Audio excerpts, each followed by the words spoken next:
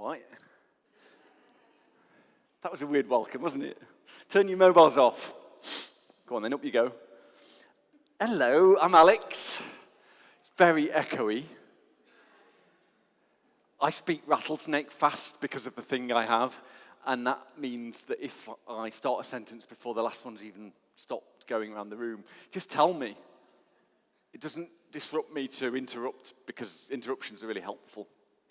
And I don't know what this is anyway, so I thought I'd just come and say hi. I don't know what you want. What do you want from me? I don't know. I thought I'd just ask. So I'm Alex. I'm a recovering academic, which means I really like saying that because I say it often, and I think one day I'm accidentally going to say I'm a recovering alcoholic, which I am. And that means it becomes just like a sad announcement. And everyone's going to go, hi, Alex. Right. And a lot of us are. A lot of people with ADHD are alcoholics and recovering alcoholics and addictions. There's an estimate of 50% of people who have an alcohol use disorder. That's what you're supposed to say, because alcoholic's a bad word these days. It's not alcohol misuse either, because I was using it exactly how you're supposed to, if not more so. It's an alcohol use disorder I have. I'm completely sober now. And about 50% probably of people with, thank you, Tom, about 50% of people with an AUD, they probably would meet the diagnosis criteria for ADHD because they're inextricably linked. All addictions are very likely to be linked to ADHD, so probably more than half. And the reason I know that is because I have this thing called knowledge equity. They've given me a chair, which is laughable if you think about it. This is me medicated. People say, are you really nervous? Not at all. Have you got Parkinson's? No. But people do think that. That wasn't meant to be a joke. People often ask me. No, I'm hyperkinetic, which is what I was diagnosed with originally because they didn't think adults could have ADHD when I got diagnosed. So I have this thing called knowledge equity, I've been told.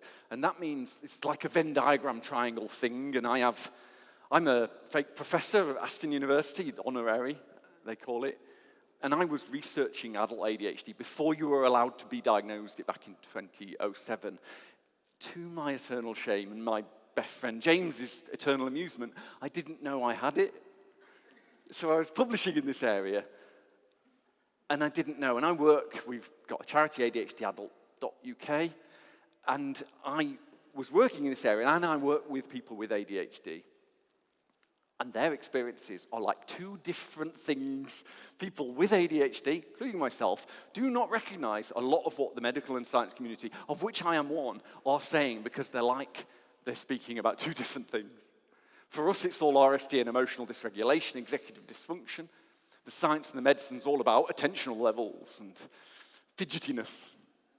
And they're both true, but the main experiences I had, and most people I talk to, are emotional ones. So there are very few people who are academics who have ADHD, who are interested in ADHD academically, who also work with other people who have it. And I'm lucky to be one of them, and my friend James is one too, and we got together to start talking about ADHD. And the reason I'm telling you about it, can I have the next? Telling you about, if you can spot the subtle signs that I, in fact, am not someone with his shit together, and this, on the 16th of June, was the only slide I had for this talk, the only one, to remind me what I could talk about. And it was at this point when I wrote, that's what I'll talk about, that I realized that where I've written 5 minutes should be an hour for each. And I don't have an hour for each.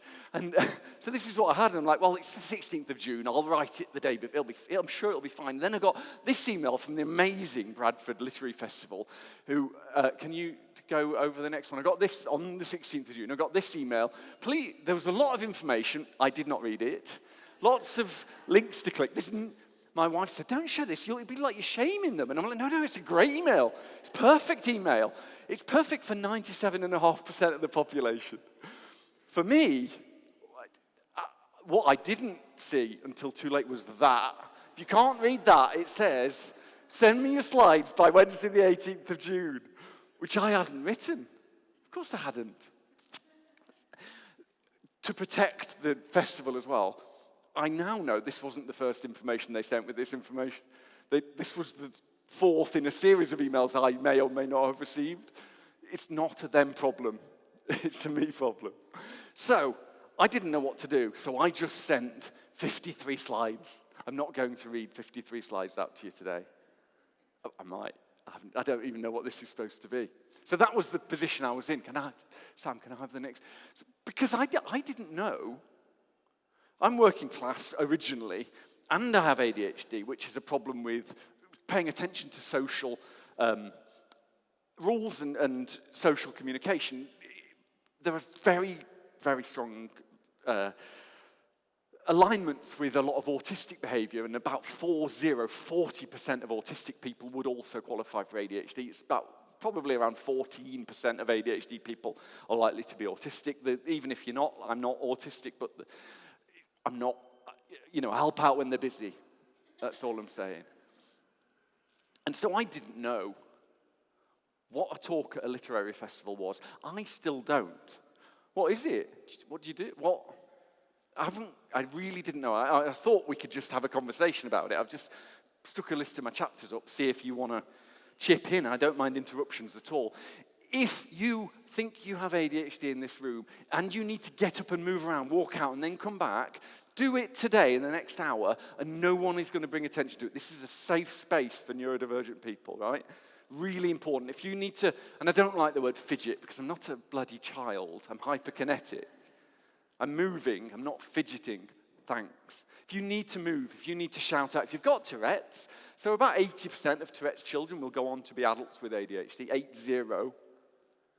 Then you're just one of us. This is the safe team. So move about. Incidentally, the chairs around the outside and at the back near the doors in my audiences are by far the most prized chairs that you can sneak out halfway through and then just like splash your face in cold water. I've been sitting for 5 minutes without moving and then come back. So if you need to, this is a good place to do that. Just do what you need to do. I'm not going to bring attention to it.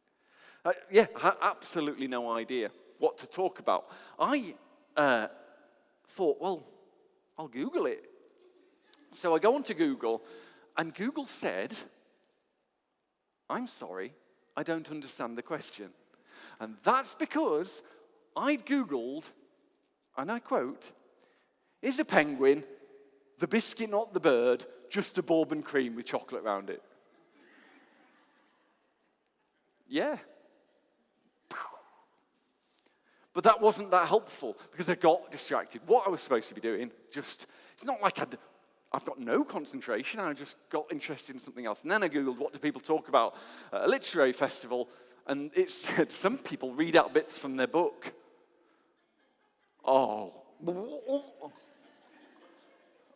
Imagine listening. I'd be bored doing it. Can you imagine? Oh, I just realized that the one before might have done that. I have no idea because I wasn't there. Sorry, I couldn't do it because I am normal. I'm a normal human. I'm not typical because that's what ADHD is. If you're struggling with normal and typical, super tall people are normal human beings, right? But they're not typical height. We're normal human beings. We don't think typically. It's not abnormal. So, yeah. And then it said, you can just talk about the book, but are you supposed to talk about the process of writing a book or the thing that the book's about? No one tells you if you're working class, if you've got ADHD and you haven't been paying attention. So I'm not bothered. I thought you could just ask stuff if you wanted to, and if you want to do that when the thought occurs to you, do that. I'm not bothered either. Can I have the next slide, because I don't know what it is. I wouldn't be here at all, and I mean that in both the literal and metaphorical way, if it wasn't for this idiot here, the most important human to me on the planet, and I am married with 4 children. That's sort of a joke. This is Prof. James Brown. He does this staff podcast with me called the ADHD Adults, and we do it with Mrs. ADHD here, Sam, as well, and they're lovely. And James and I were academics, and we still are, but we were looking around at grammar school kids and private school kids and amazing scientists, and we didn't know what they seem to know. People like us don't write books, and I mean the ADHD and the class thing. The ADHD means that we can't sit there and write for 8 hours in a row. I certainly can't do anything on my own. I can't easily clean my teeth on my own. I found out recently, if you're not ADHD, you might not get this. I found out recently that some people just clean their teeth and don't have another task at the same time. This is amazing to me, like God's, I don't know. So James and I did this podcast, and we got asked to write this amazing book, but we don't write books. Can I have the next slide? I probably should have put that earlier.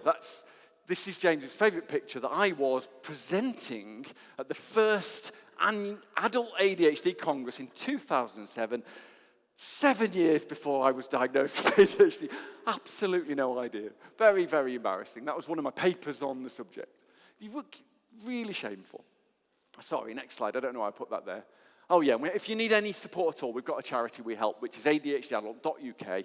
You can get information, it's all free and whatnot, so knock yourselves out. Can I have the next one, please? I don't know what it is. Oh yeah, I went on a rabbit hole rant of how creatives aren't working class and started looking at papers on it, and this was in the last couple of weeks, well, on the 16th of June, and then I realised my talk isn't about this at all. So I thought, oh shit, what are you doing? What are you doing? So that was the 17th of June and why this is such a half-assed talk. But having said that, if you're working class, you are more likely to struggle in the creative industries. If you're ADHD, ironically, you are as well. And so, yes, I understand my privilege. I have a couple of really obvious privileges, right? White male privilege, really helpful.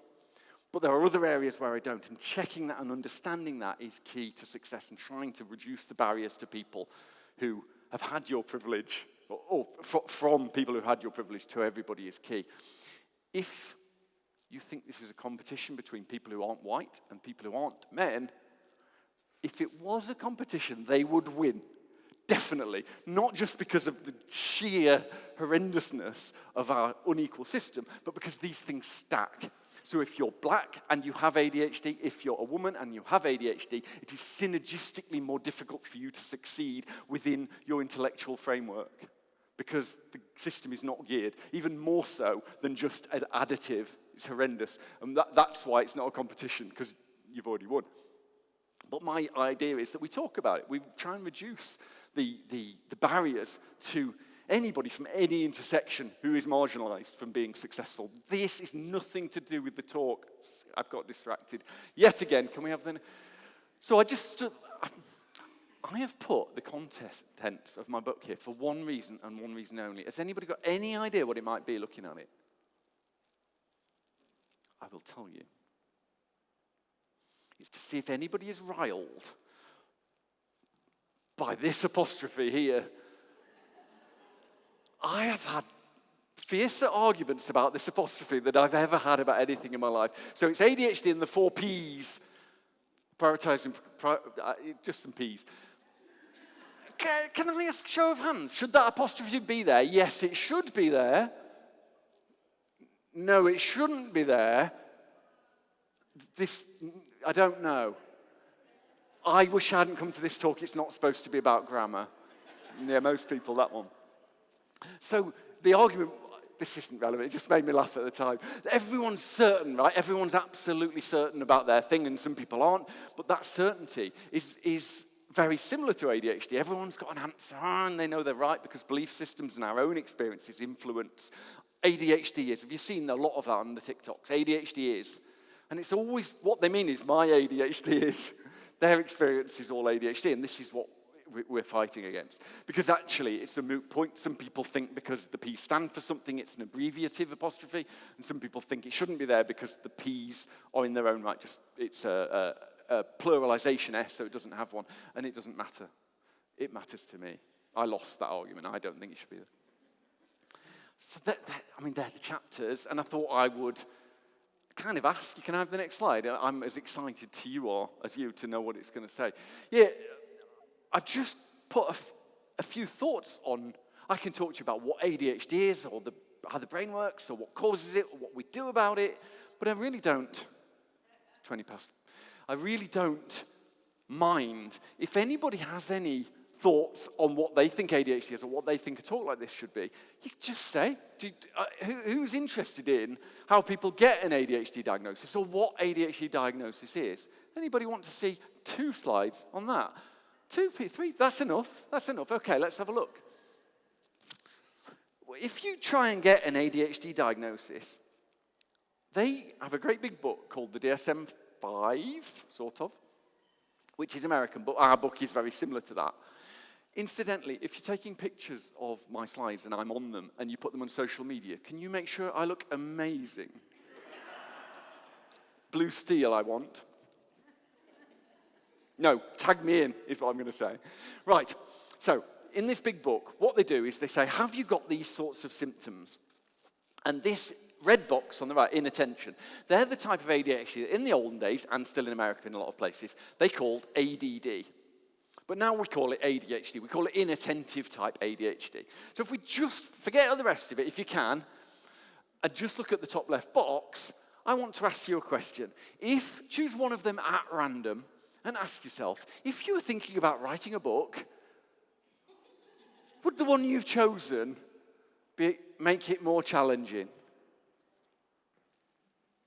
Yes, it would. If you are interested in getting a diagnosis of ADHD, inattentive type, formerly ADD, what they would say is, if you have, as an adult, 5 of those in more than one environment of your life, so if you're just struggling at home but at school you're fine, or vice versa, then probably it's something else, because lots of overlapping symptoms. But if you've had these since you were a little kid, in most environments, and they happen most throughout the day, they call that severity, but it means frequent. And there's a good chance you might have ADD, which we don't use anymore. I do, because I like it. But that's why attitude's called attitude, and then they changed it, so they should call it adultitude. It's a magazine, and it amuses me every time. But that's what they're looking for. It's 6 in childhood ADHD. I'm not an expert in anything, but least of all childhood ADHD, but I know little bits. And they can't find any other reason for you having those symptoms. Ironically, 80% of people with ADHD have one or other comorbidity, so it's really unfair already. It's very difficult. You know, this sort of cultural narrative of ADHD's, oh, everyone's got a diagnosis. Has anyone tried to get one? My God. It's incredibly difficult, and the numbers of people diagnosed with ADHD is vanishingly small compared to the numbers of people that have it.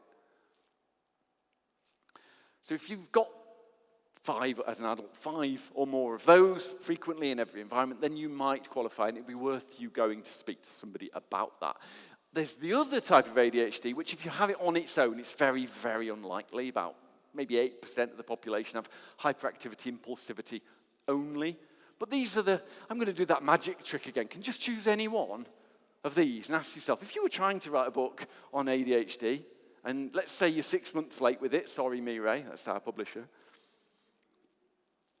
would that be a problem for you with finishing this book? And of course, you know the answer. But whatever it is you do with your day, whether you're in school, at work, whatever you do, ask yourself, would that be a problem for you, for just being productive? Our society fetishizes productivity, and they fetishize normality, typical behavior. And both of those are problems. Both of those diagnostic neurological symptoms are things that we value in human behavior. It's awesome, ADHD, very much a superpower. And so, if you've got 5 of those, you would be diagnosed with hyperactive type ADHD. 2 flavors, red and blue. If you have both, like this guy, you've got combined type ADHD. That's why those 2 boxes are there. This thing up there is to point out that people within intersectionalities, of however you define that, if you're in a marginalized group, it is more likely to impact you worse. That's just a picture of my book, so you go and buy my book. Yes, Mr. Disruption.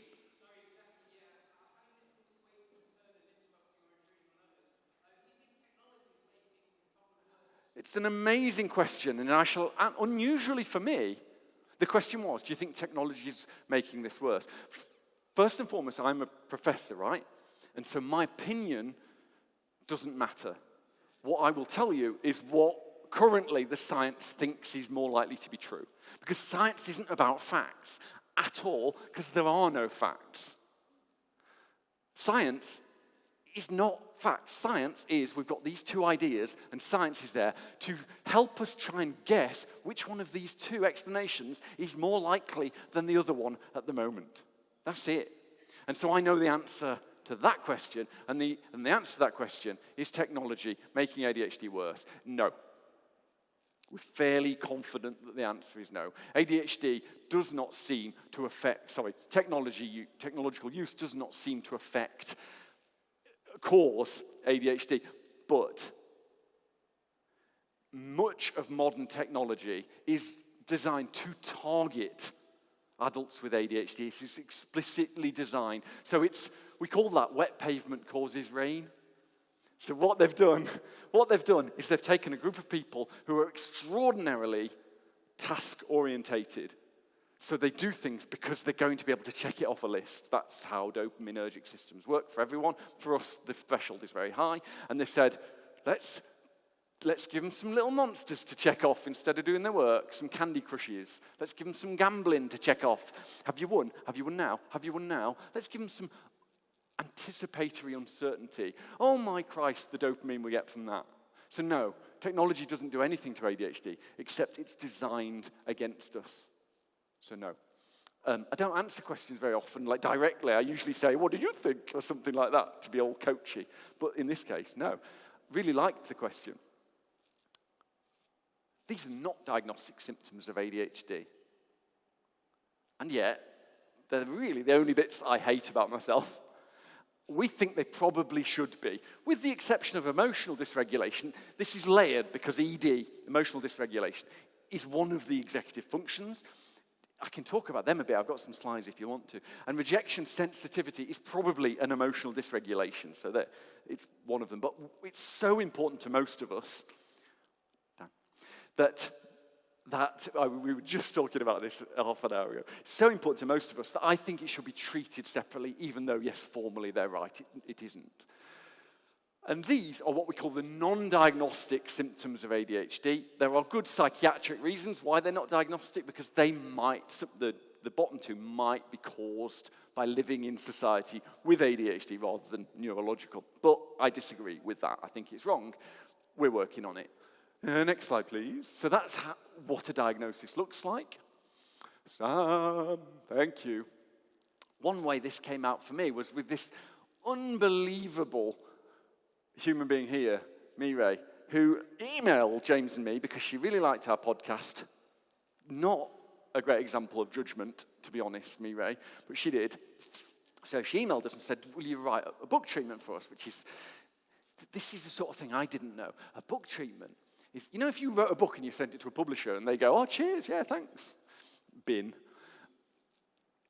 That's the hardest hurdle. But if they ask you to write a book treatment, you write a couple of chapters or whatever, and then you tell them what you think it is and where you think it might fit in the world and that kind of thing.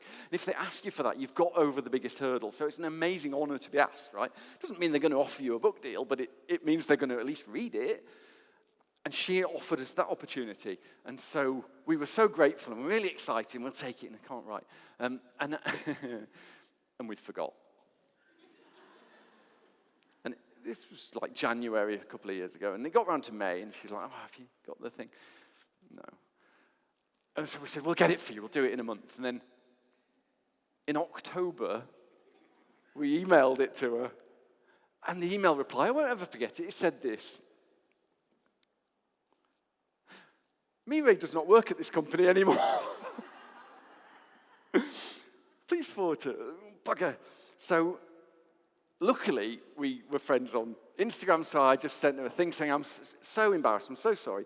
If you've got any interest in, or you know anybody still in the business and you're like interested in this treatment we don't know what to do, let me know. Sorry again for being shit. And then I found out this thing had happened that she hadn't left. She'd been wildly promoted, and she wrote back immediately, yes, I'm still in the business, and I'd still love to read it for the fantastic Bloomsbury. Can you just email it here to me? So I was so relieved, and I forgot. I swear to God, none of this is a lie. Mireille like a godlike human, emailed me a few days later and wrote, "You've forgotten, haven't you?" So I said, "Yes, I'll stay here. I will do it while I'm talking to you." The buddy system works wonders because dopaminergic activity increases with external validation. And in ADHD, therefore, that's more likely to help us. We call it the buddy system, and that's why it works.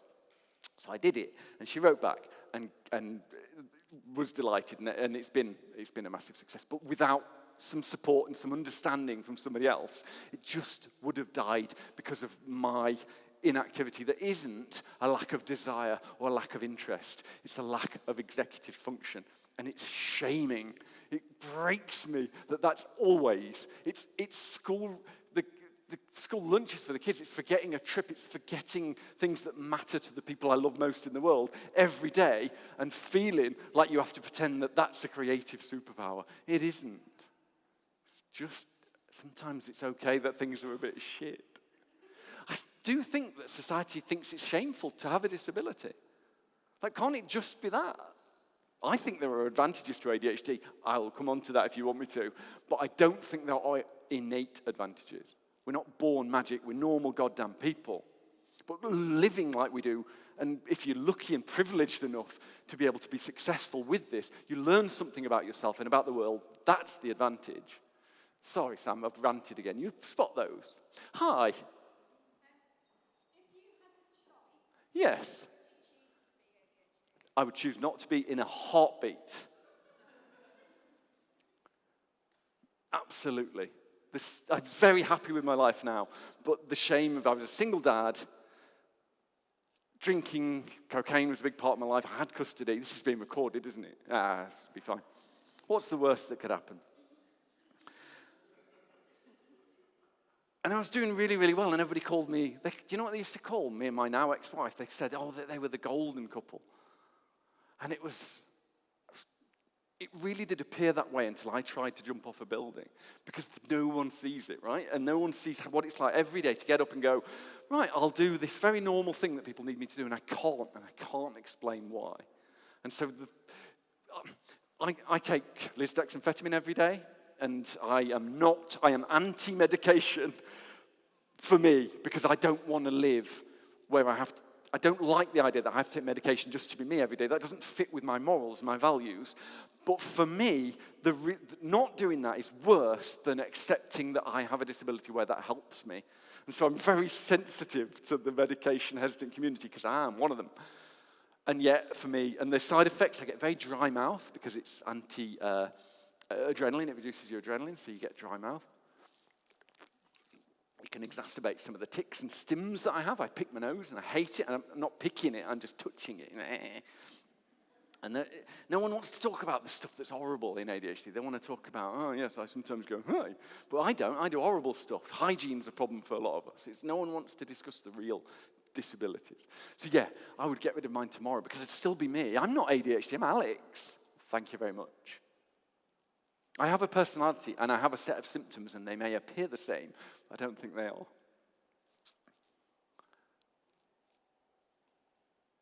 Which begs the question of what is ADHD? I don't know. Is this fun for you? Are you enjoying it? Shall I carry on? And what do you? I don't know what you want. What do you want from me? Is this what people do? That feeling of not knowing. I don't know if anybody else has grown up feeling like a freak. Bye, Dan. That was me not letting you go without bringing attention to it. Enjoy your panel. Hi. Diagnosis. What a great question. The drugs. Some really shit speed. And why get one?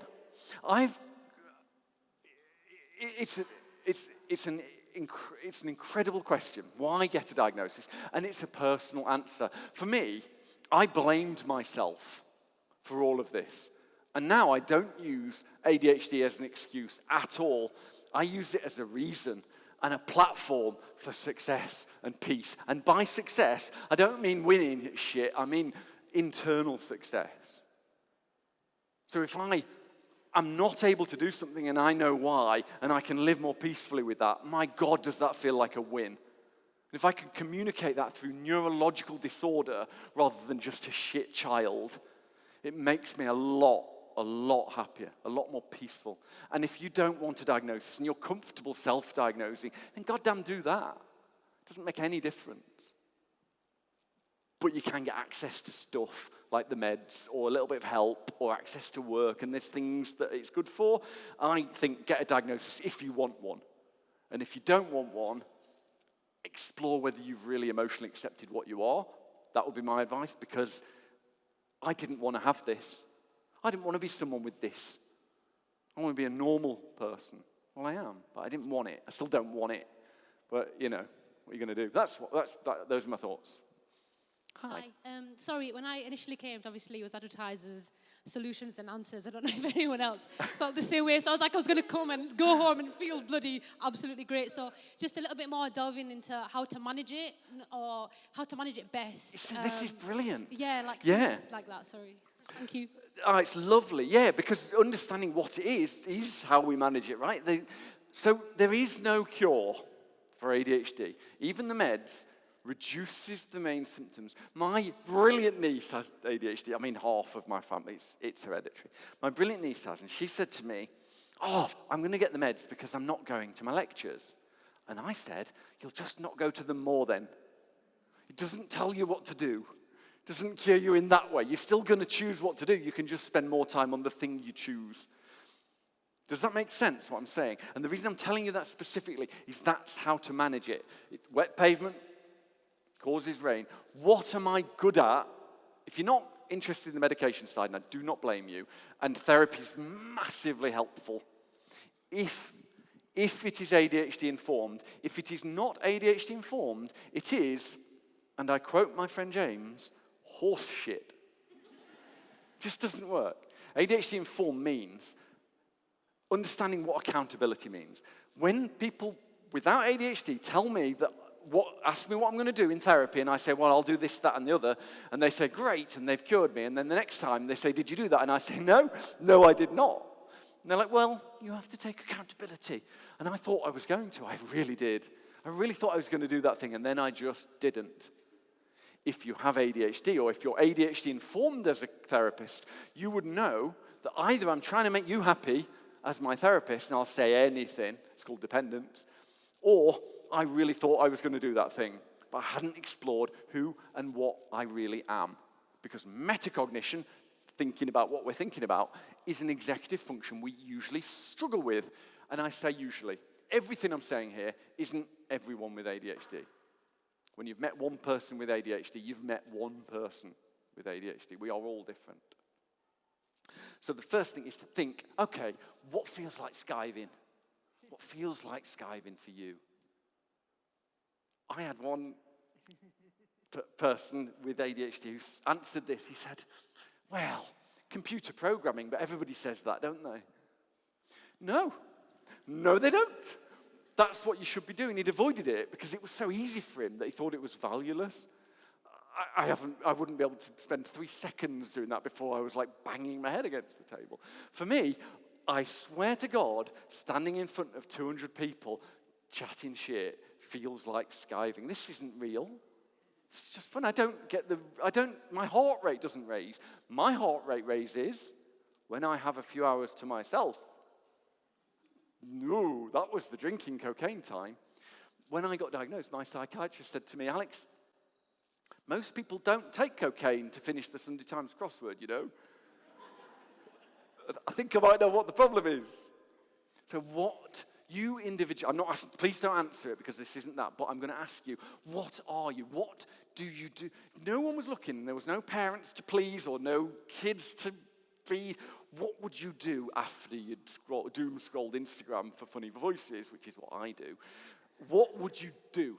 And for me, it's talking to other neurodivergent people and hearing about their lives, asking them interesting questions, sharing my experiences, and trying to help them feel like they're not on their goddamn own all the time. And so I did that, and then people now pay me to do it. But it was that way round. So that's the main answer to that question is, what do you do? What would you do anyway? Because what other people do isn't helpful for us. Oh, was there a question? I like this. I'd much prefer a questioning approach because I've got bored with my own voice. Are you okay with the microphone? I'm going to do an interrupt. Somebody said about, if I can remember what I was going to say. Nice. Somebody said something about managing it. Yeah. And so that made me think, well, having had a lifetime of poor time management, poor memory, blah, blah, blah, blah, and 4 diaries, etc. What do you think of, perhaps one advantage is that you've got coping mechanisms, so you can know more about how to deal with it, but yes, sometimes perhaps those coping mechanisms are a bit wonky, and periods in your life you have to kind of restart and learn new mechanisms. I don't know. You absolutely. What's your experience of that? My experience is your experience. What you've just said is 100% correct as far as I'm concerned. If anybody agrees, I would love to hear a little wave or see a little shout. I think that. So a lot of the people in my life noticed that all of the coping strategies died at perimenopause. And that, from a biologist's perspective, that's obvious because estrogen is one of the triggers of dopamine in the brain. So it's kind of like, it's like having a little boost of how bad it is. So if you've got lower estrogen, you're going to just naturally release less dopamine. If you've already got a problem with the dopamine activation, ADHD, then it's probably no wonder. I would definitely say that all of our coping strategies are wonky, but if they're wonky for you, it's okay. If they're wonky because they're harming you, and a lot of women, again, this isn't ADHD in women, but we know it's more, of course, any community that isn't white men are more affected by this. You're more likely to develop coping strategies that are for other people, and for the appearance, and for people-pleasing reasons. You don't have to. There's lots of people like me who are absolute psychopaths, do everything for myself. But it's common, is what I'm saying. And when there aren't science words, coping, strategy, and masking. They're not science words. They're words we use as a community, and they're, like the P thing, they're flexible. My use of the words are that coping strategies are the healthy things we've learned, the advantage of ADHD, right? But when they are unhealthy, we call that masking. And that's why we separate those two. Call them what you like. So masking is this thing of holding it down. And when it breaks, it really fucking breaks. It really does. Masking breaks and coping strategies don't. They change and evolve. And for me, that's the difference. So yes, throughout your life, it's one of communication. I think about 10% of people can cope with their ADHD with lifestyle changes. The problem is, they've all got podcasts, it seems. I saw on the other, there's 2 people, obviously I can't name them because this is being recorded, but I'll try and give you a hint. One of them, his name is Alex Partridge. It's probably quite a good hint. And the second one is the woman, I don't know her name. The other person on the podcast is the guy from the Fast Show. I can't remember it anyway. But they did a thing together. And she said, I exercise my ADHD away. I'm anti-medication. And I was like feeling shame because I can't. And I was thinking, well, Simona Biles can't. She's a gold medalist athlete, so how come she can't? Because she has to take the same meds as me, and she's exercising every day. Maybe we don't need to stigmatize people by giving them simple answers.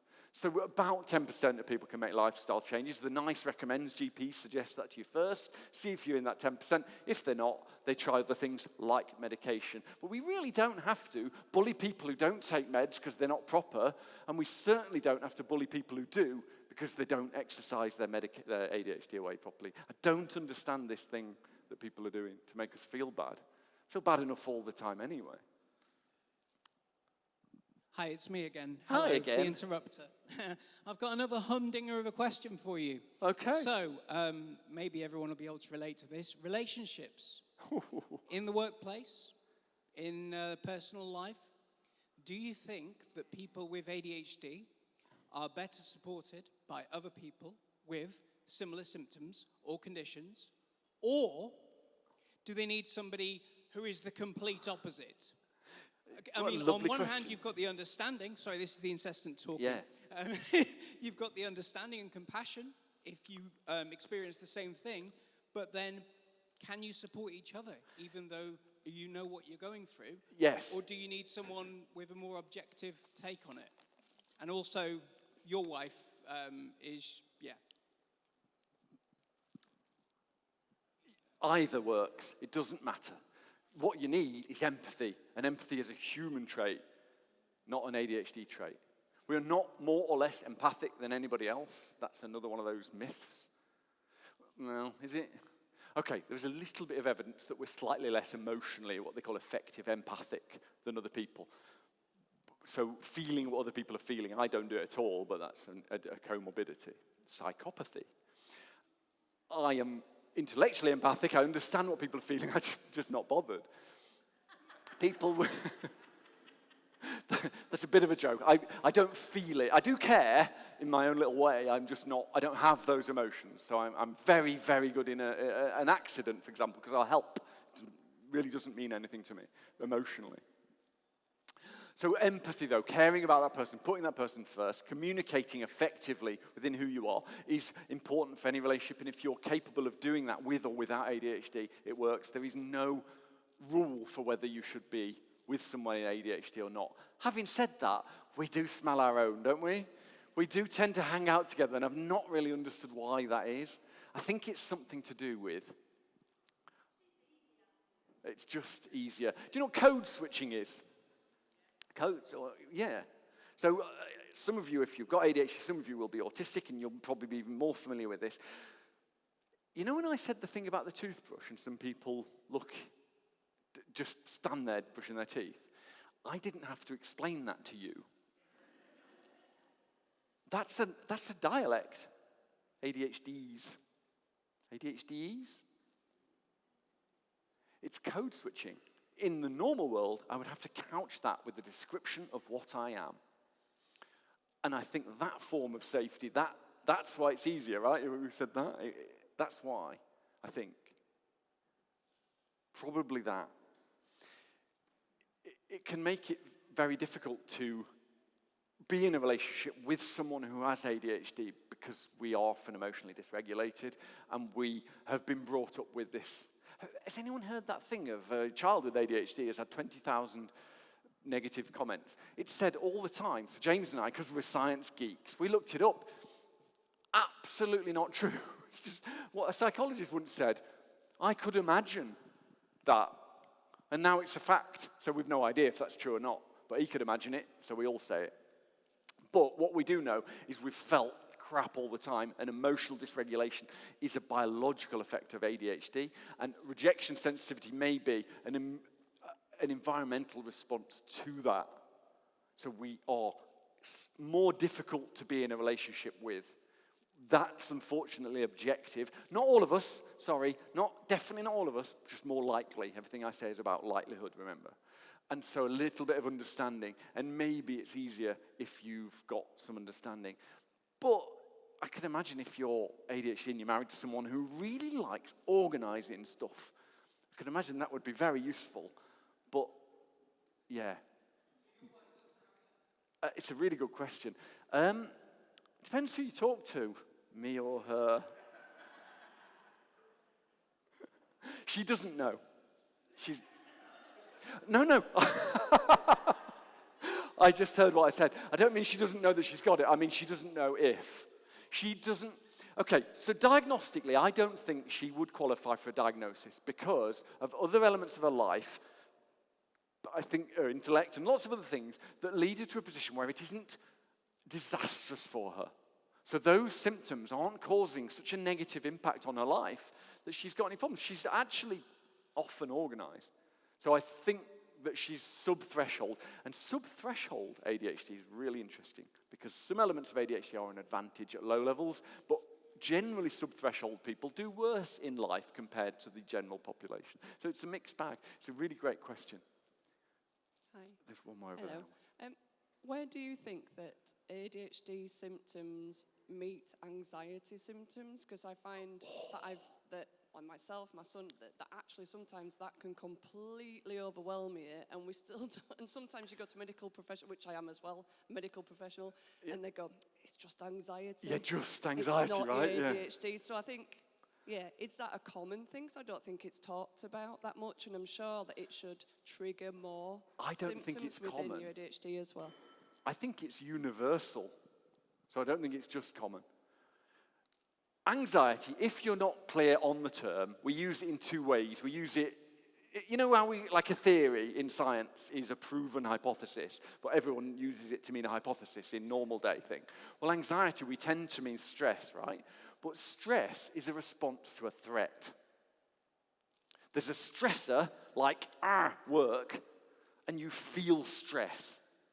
Anxiety is stress without a stressor. And presumably there's both. And the problem with ADHD is it is a constant element of stress. There's a professor of ADHD who does not have ADHD, and I had lunch with her. I was very, very lucky. She's probably the world's most eminent professor. Her name's Sandra Coy, but it's spelt Coage, because I think she's Dutch. It's awesome spelling. And we were talking at an event for ADHD, science thing for geeks, and how do you do? And then immediately I don't do small talk because of the thing, and so I started discussing my experiences, and she said, "Oh, have you got ADHD then?" And I said, "Yeah, I was diagnosed as an adult." And she went, "I'm really sorry." Yeah, it was nice. No, I was slightly taken aback, and I was prepare yourselves, audience, for a second for this next bit. And I said, "Oh, why do you say that? Why are you sorry?" And she said, "Because you never feel safe." Well, I didn't know you were supposed to. I didn't know everybody else did. And I grew up I'm really lucky, I've got a loving family and they made me feel safe, but as an adult, lying in bed on a Sunday morning, when you're a kid, and there's nothing to do, it's nice, I'll stay in bed for a bit longer. That safety feeling, I did not know until I was in my 30s that you were supposed to feel like that still sometimes. And that is anxiety. And some people have that as a disorder. It's called GAD, Generalized Anxiety Disorder. And for some people, it isn't. For some people, it is a response to ADHD. And for some people, like this guy, I get both. When I started taking the meds and got sober, the anxiety went away most of the time, because most of my anxiety was about being a shit boy rather than an anxiety disorder. And so it very much depends on the individual. They are inextricably linked. The comorbidity of the two is vast. And they fundamentally need to be worked together. And if you have anxiety disorder, they will always treat that first, and they're wrong. They shouldn't. They should find out which one's the chicken and which one's the egg, or the other way around. Which one ever comes first, I never know. I'm painfully aware of what time it is. You've derailed this magnificently, you clever bastards. Missed out about 45 slides. Absolutely love it. As a teacher and a parent of a 23-year-old with ADHD, is there any practical things I can do to support? Because I see the meltdowns, I see the frustration. Yes. I can listen, I can be empathetic, but can I help in a practical way? I'm a parent of a 23-year-old with ADHD as well. And there is one answer. Are you ready? No, I'm going to actually tell you what. Ask and then listen. And STFU, shut up. Really listen. Costas, we've talked about this a little bit, haven't we? We discussed these things a lot, and how to really listen to what they're saying. Your job is not to fix goddamn problems, it's to be there while they make mistakes.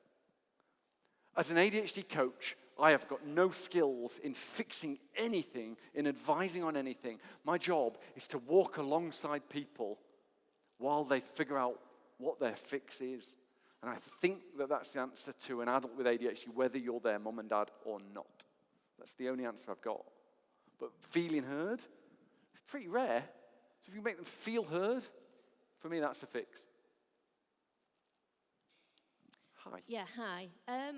My question is really about ADHD and bipolar, which I've been doing some doctor Googling and some doctor AIing, and this suggests that it's hereditary and suggests that there's confusion with it at times. And I'm going back in my family history to my mum, who was...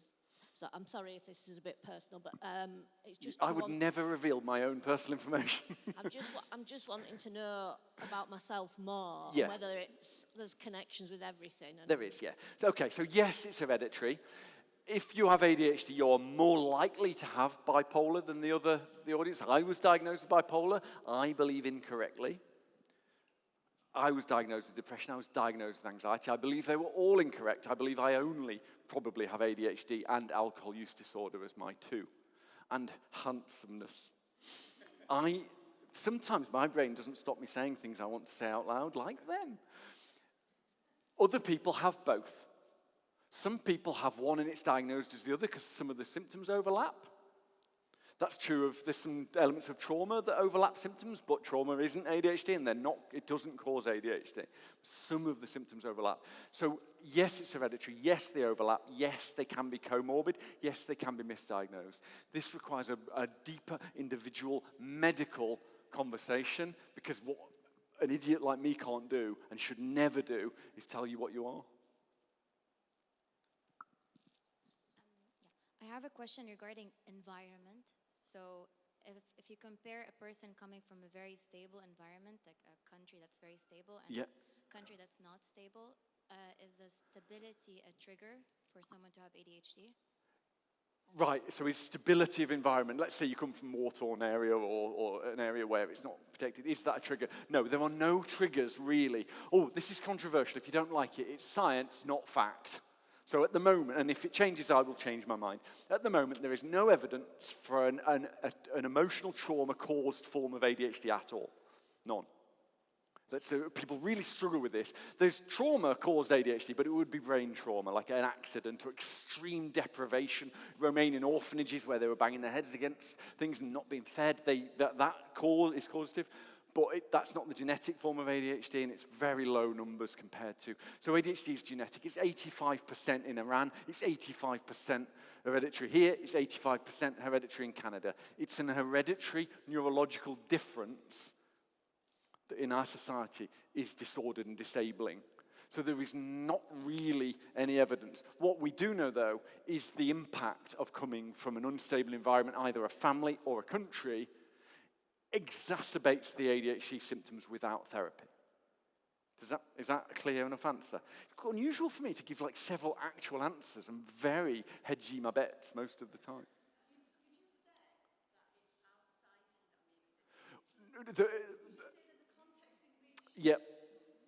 It's a good point. As I was saying it, I meant to say exacerbates. I said society makes it disabling, and good shout. That's wrong.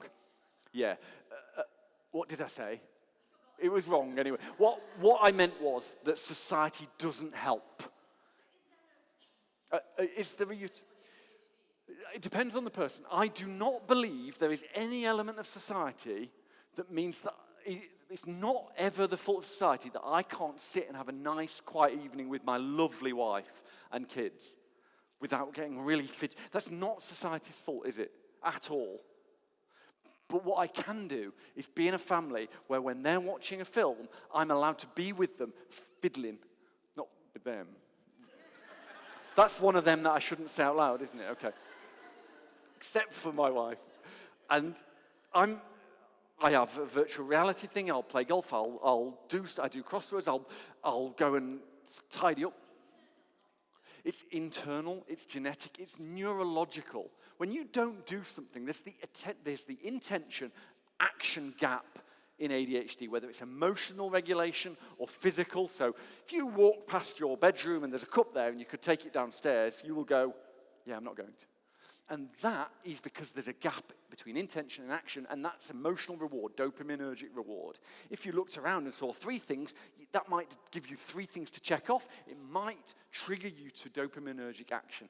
That is the intention-action gap, and it's a neurological. You're not being lazy. You literally are paralyzed from doing it. You're like, pick up the towel, it's there.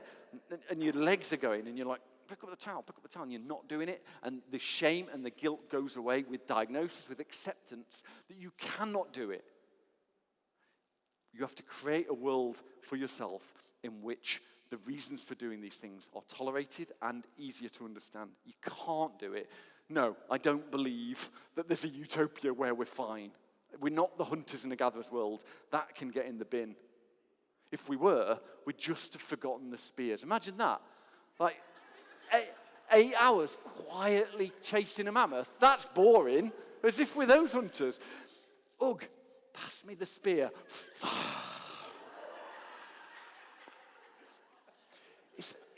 Are those edible? And there's me looking at a tree because I've got interested in a tree. I'm really doing trees now. It's nonsense. It's nonsense. Society doesn't help. It's a nightmare. But no, this is a neurological disorder at the extremes of mental continuum. I like that phrase.